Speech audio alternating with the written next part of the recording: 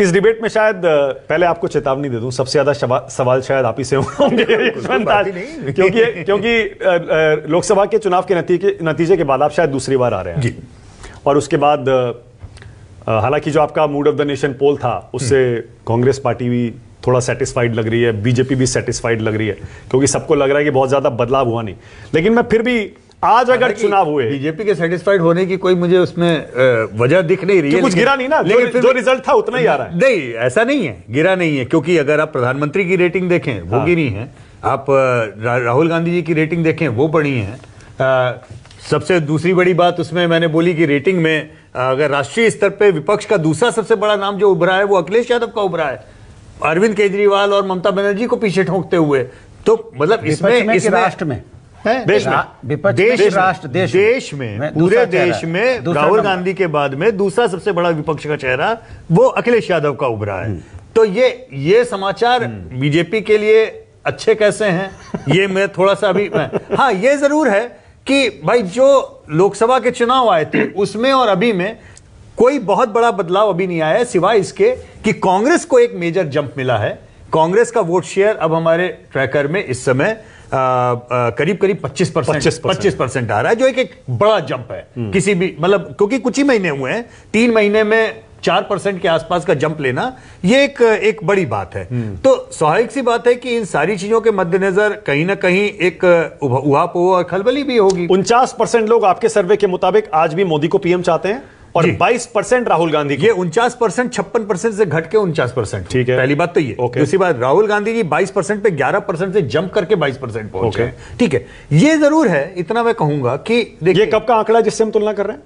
11 से 22, ये अभी का, मतलब अगर चुनाव से पहले 11, चुनाव से पहले 11, हाँ जी, चुनाव के पहले 11, मतलब हमारे चुनाव के पहले आंकड़े और संजय भाई का जो राइट आफ्टर पोस्ट पोल सर्वे वो कंपेरेबल है उस तरीके से अगर आप देखें तो ये जंप जो आया है, स्वाभाविक सी बात है, रातों रात तो डबल कैसे हो गया ये अचानक? देखिए, डबल होने की सबसे बड़ी, जैसे कहते हैं ना कि एक बंदे का कुछ कम हुआ या एक पार्टी का कम हुआ और दूसरे का बढ़ गया, ऐसा नहीं हुआ है, क्योंकि राजनीति में इतनी सीधी चीजें नहीं होती।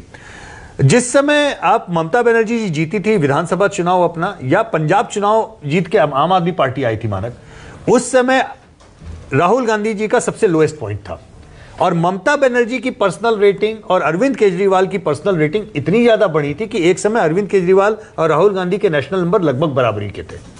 मुझे ऐसा लगता है कि अब दो चीजों में कोई विवाद नहीं रह गया। पहली बात तो ये, देश में विपक्ष राजनीति के केंद्र में कांग्रेस है, यह अब निर्विवादित हो गया है।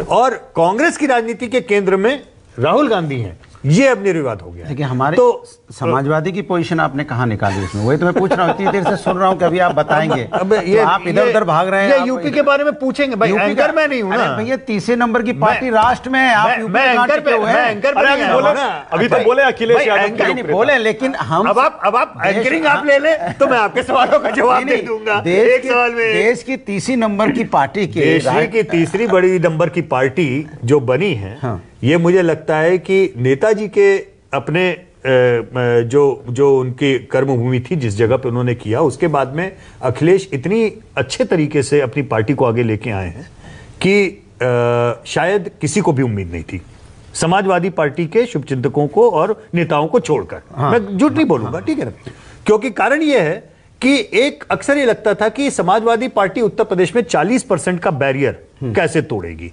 और इसमें कहीं ना कहीं आपको थोड़ा बहुत धन्यवाद कांग्रेस को देना पड़ेगा।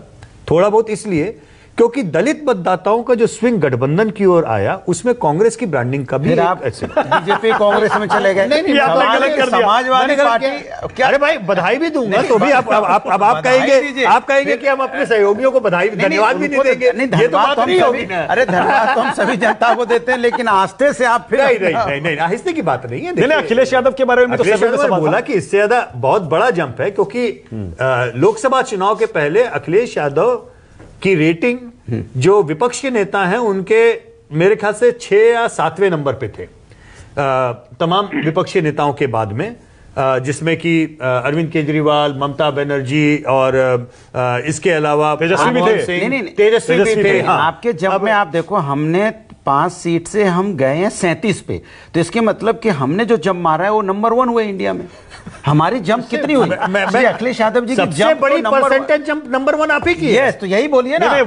वो शायद ये सुनना चाह रहे हैं। मैं भदौरिया जी के बहुत आग्रह पे मैं कह रहा हूं, मेरे आग्रह पे नहीं, सांख्यिकीय रूप से यह स्पष्ट हो चुका है देश में सबसे ज्यादा कितना 400 या 500% की जंप अगर किसी एक पार्टी ने ली है तो समाजवादी पार्टी। बिल्कुल सही। मैं कहना चाह रहा हूं, पार्टी कब देंगे ये बताइए। पार्टी में गलत बात वो ये सुनना चाह रहे हैं कि प्रधानमंत्री पद के लिए जो पसंद का सवाल पूछा गया नहीं, वो उसमें अखिलेश यादव कितना चढ़े हैं ये बताइए।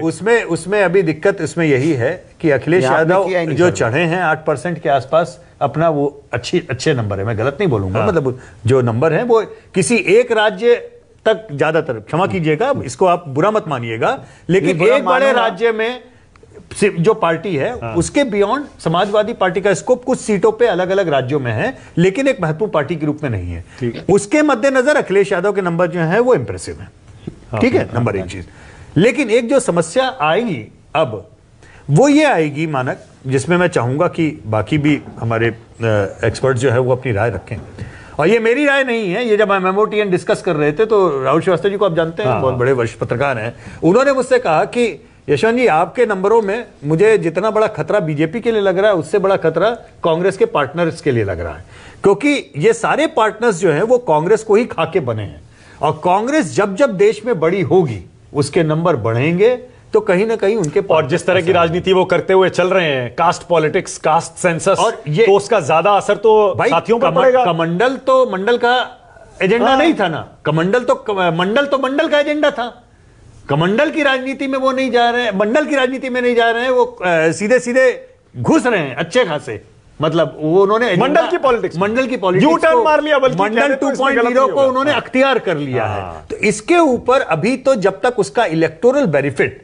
सांझी रूप से मिलेगा तब तक तो बहुत अच्छा है, क्योंकि सांझी विरासत है, सांझी खाती है मंडल की, वो जब तक विपक्ष को मिलेगा तब तक बहुत अच्छा है। लेकिन जिस दिन वो कांग्रेस का ग्राफ एक सहज सीमा से ऊपर होगा या कांग्रेस एसर्ट करना शुरू करेगी अपने को, जो कि करना लाजमी भी है, अवश्यंभावी भी है, इसमें कोई राजनीति है, कोई यहां पे आश्रम खोलने नहीं है मानक, ठीक है ना, हर कोई राजनीति करने आया है। लेकिन आप उसमें एक क्लॉज व्यवहार का रखते कि नहीं, माने कौन नेता इस देश के अंदर में, विपक्ष में या पूरे देश में जो व्यवहारिक है, जो विश्वास करता है संबंधों में, व्यवहारों में सम्मान देने में। अब मैं एक मिनट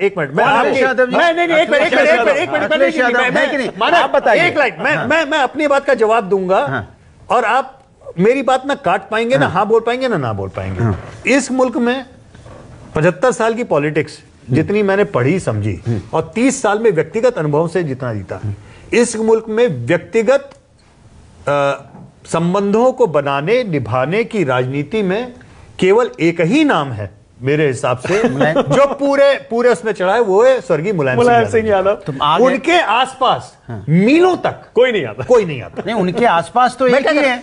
नहीं, उनके आस भी है, उनके पास भी है, मीलों तक कोई नहीं आता, संतान भी है, मीलों तक कोई नहीं आता। अच्छा ठीक है, ओके। एक चीज और यशवंत, अगर आज चुनाव हुए तो जैसा संजय जी ने कहा बीजेपी के लिए मुश्किल है।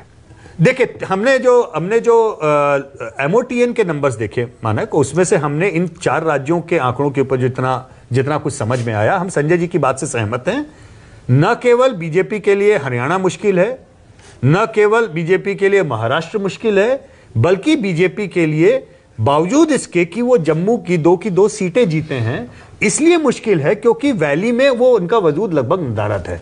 तो जम्मू कश्मीर की सरकार फॉर्मेशन मानक केवल 2 चीजों पे तय करेगी, नंबर 1 कांग्रेस कितना अच्छा परफॉर्म जम्मू में करती है, और नंबर 2 छोटी पार्टियां और निर्दलीय कितना अच्छा परफॉर्म करते हैं वैली के रीजन में। इन दोनों पे तय होगा, क्योंकि जहां पूरी आप मेजॉरिटी से कम सीटें अगर चुनाव लड़ेंगे तो मेजॉरिटी में आप आएंगे। बिल्कुल सही बात। तो ये तो सही बात। केवल एक राज्य है जहां बीजेपी के लिए जिसे कह सकते हैं कुछ अच्छी संभावनाएं हैं, वो झारखंड है केवल। अब जफर इस्लाम पहले